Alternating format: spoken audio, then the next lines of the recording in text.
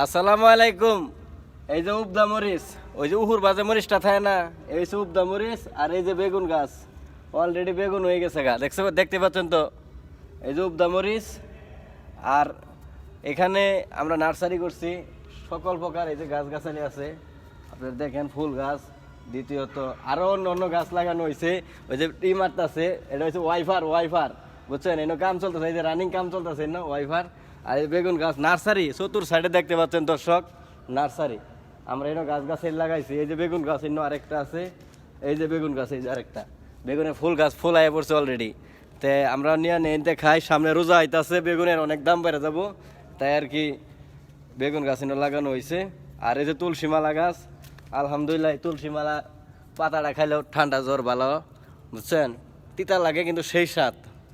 তো সবাই ভালো থাকবেন, সুস্থ থাকবেন, বাড়ির আশেপাশে ফল ফলান্তি গাছ লাগান, সামনে রোজা, জিনিসপত্র দাম বেড়ে যাব। সবাই ভালো থাকবেন, সুস্থ থাকবেন। আসসালামু আলাইকুম।